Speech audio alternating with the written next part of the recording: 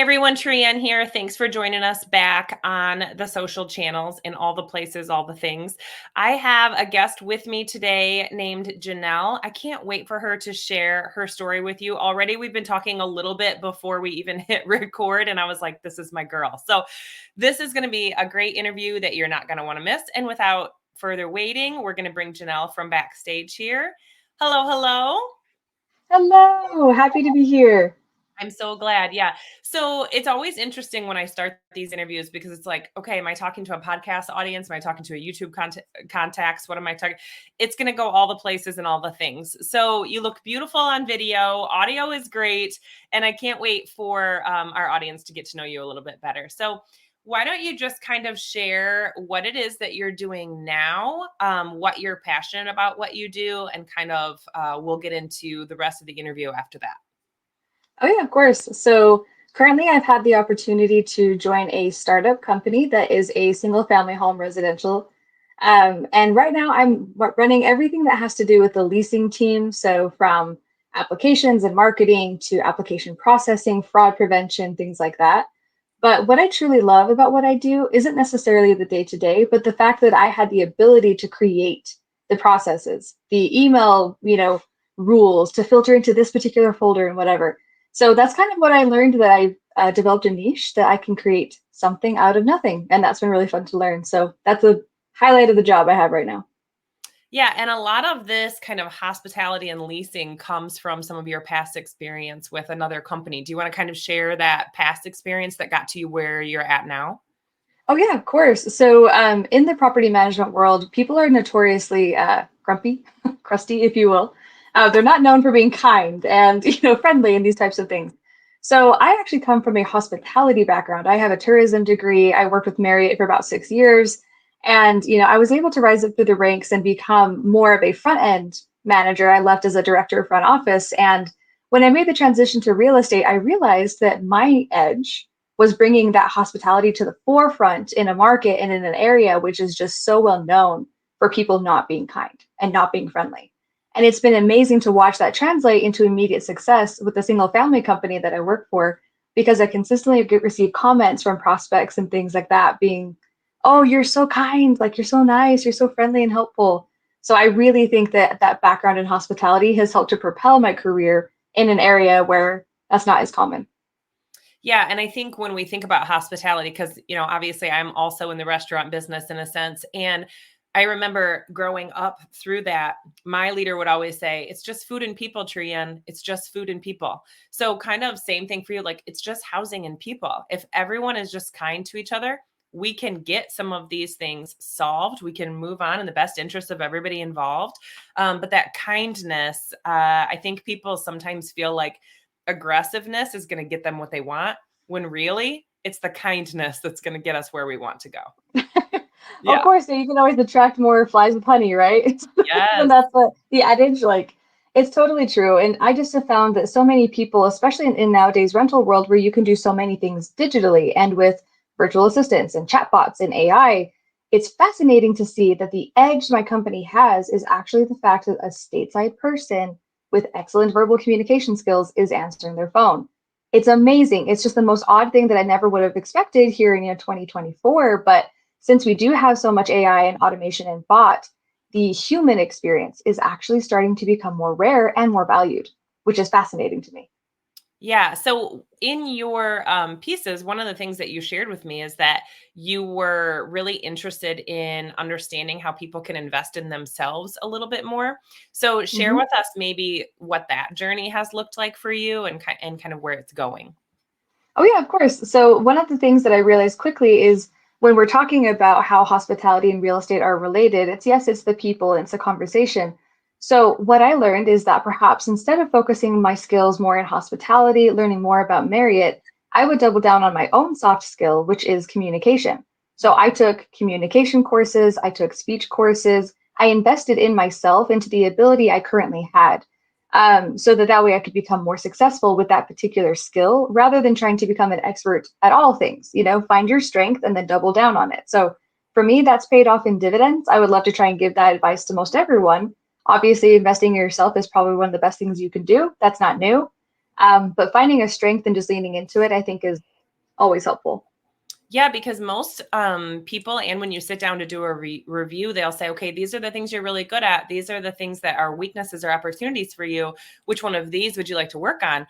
And I'm always kind of the same idea of like, what are the strengths that you would like to work on and bring to the table and really develop, and then maybe help somebody else on the team, rather than always going towards those opportunities and weaknesses. Like, we need to celebrate some things also. Exactly. Right. And so I realized, I hired a virtual admin to do a lot of my like data upload work because that was something that I wasn't doing very well at. And that was one of the things that I learned, hey, that allows me to focus on my strength and mitigate, the weaknesses by bringing in someone else onto the team. Mm-hmm. So it sounds like you've been really good when it comes to delegation as well. So I always kind of explain this as our Thanksgiving plate, right? So if we fill our entire plate with the mashed potatoes and the turkey and the vegetables and the noodles and the gravy, by the time we get to that pumpkin cheesecake, we've got no room for pumpkin cheesecake. So I'm of the idea of like, if my plate is so full as a leader that later on I don't get the cheesecake, that's not going to go well for me, right?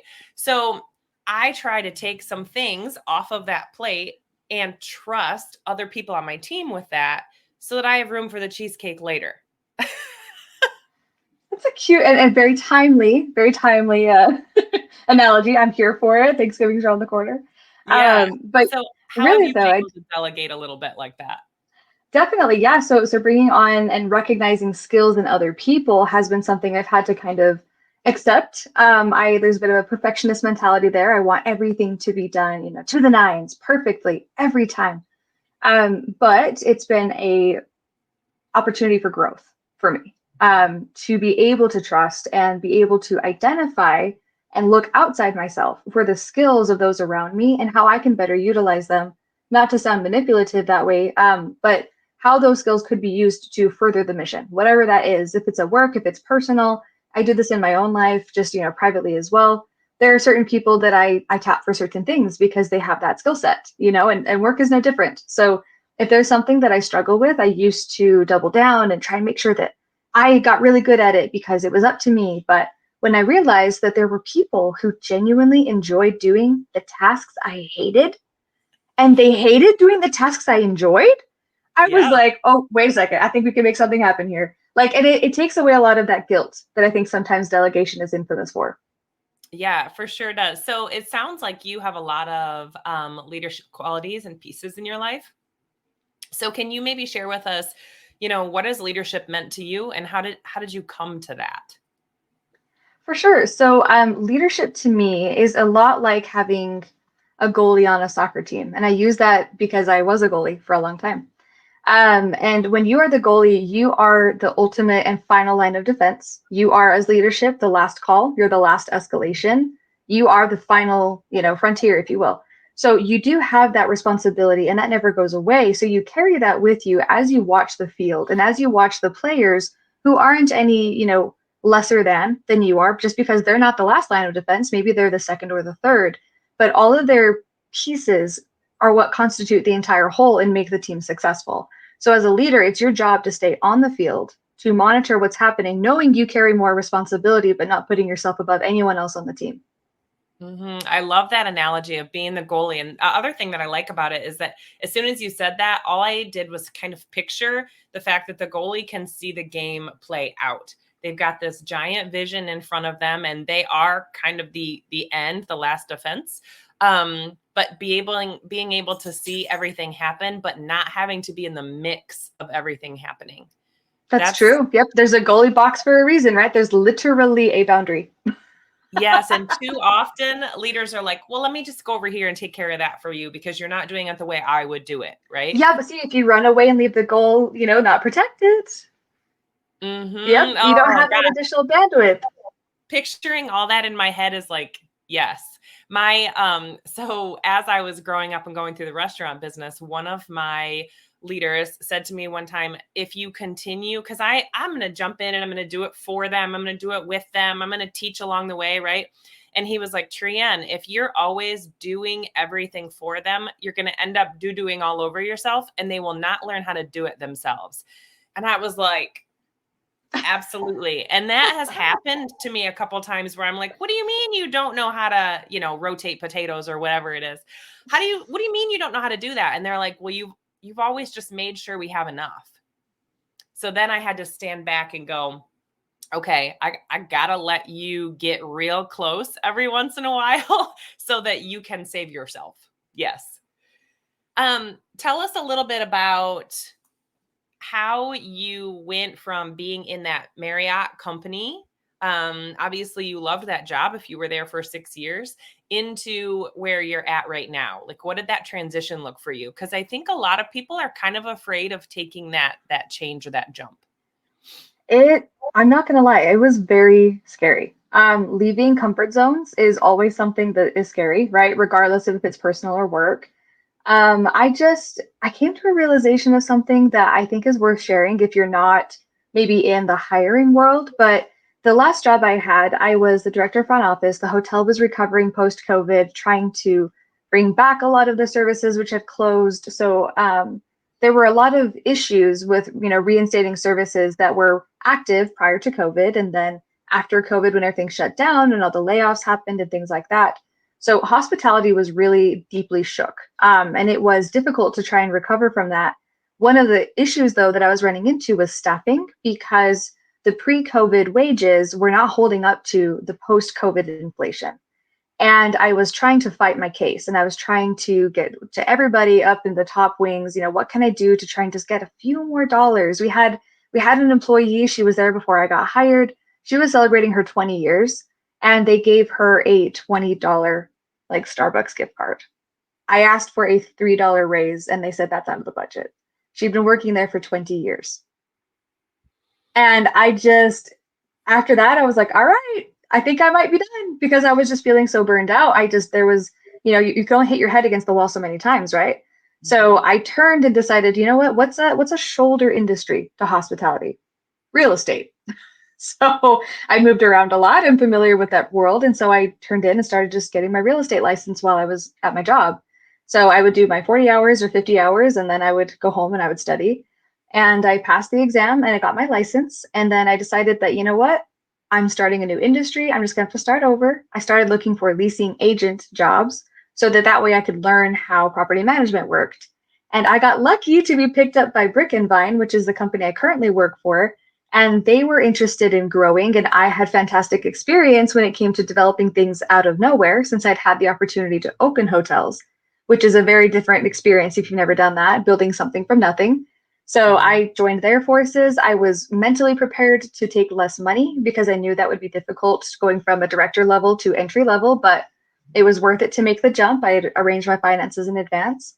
And then that position actually ended up turning into a director role because they realized that I was excellent at creating systems and making things function the way they should. And so now I've been developed into a role that makes more money for me than hospitality would have if I had stayed in the same career path, but was at this exact same timeline. Yeah, that's amazing. Sometimes we do have to take that little bit of a financial step back in order to get in on that ground level, get our foot in the door. I had to do the same thing when I was recruited by a clothing retail company, which was way out of restaurant business for me. But I was like, I am looking for something that's going to be a completely different, that's got growth opportunities, whatever. And same thing, you have to kind of build your way up and kind of take the chance to make that job what you want it to be while you're serving this new company that you're a part of. And obviously it paid off really well for you as well, which I love. Yeah, it's true. I mean, you make your own story. Do you know what I'm saying? It's like, we're talking about Thanksgiving plate and things like that. Like, you have to make those decisions consciously so that way you can be successful afterwards. Yeah, people get so stuck in the box of what their job description is, and then they feel stuck. And what happens when we feel stuck? We start to kind of like back off. We lose a little bit of confidence in our own skill set. But if we really look at that job description and go, okay, but what else? What else, like you said, shoulders it or complements it? What else can I do to, help with the mission of the company and grow myself? And then it's a win-win for everybody that's involved. Oh yeah, 100%. And I noticed that as the hospitality person, I wasn't just a Marriott person. I was a salesman. I can sell you a third floor room that stares at a wall in Hollywood when you want to see the Hollywood Boulevard sign. I did that regularly. And I didn't realize that that was sales. I thought that was accommodating a guest and rolling out the red carpet. So once I started to realize these individual actions and things that I was doing and practicing on a regular basis could be implemented in another industry that pays better. And Mm-hmm. that's when I was like, all right, it's time to go. Time to You know, go. Yes. yeah, we're not doing the $13 an hour anymore, y'all. We're starting something a little bit higher. And I just realized there wasn't as much money in hospitality, and I needed to make my peace with that. When it's so interesting, it really stemmed from a belief in yourself. Mm-hmm. Yeah, a Yep. belief in your Realizing own. I had a marketable skill. I love it. So obviously people in our community are going to want to continue to strengthen, this conversation and hear more about what it is that you have going on. So what is the best place for us to share in the comments below on how to connect with you or see all the things you have going on? Yeah, of course. So I'm getting better at posting on my Instagram, which is at Janell Callisaya. And it's something that I would love to see if people have more, corporate tips, if they would like any type of career advice or anything like that. Thankfully, making the jump between industries has helped me to learn a lot about other resources which are available for those in a similar situation. So go ahead and reach out if there's anything I can assist you with. Obviously, that's kind of what I'm here for. I love that. Thank you so much for being on with us today and kind of sharing your journey. There's so many little nuggets that I wrote down, but also things that I think the community will be able to gain from you as well. And guys, I just want to give a shout out to Janell one more time because she really took some of those skills that she already had. And how can you make those even better and make your life even better while still serving in a way that makes you happy and being really self-led, which I love. So that is how you get to next level leadership. All right. I'm so impressed by you. Thank you so much for being on with us today. And until next time, guys, remember that you have the opportunity to change your life, and it just starts with leading yourself. I hope you guys have a great day.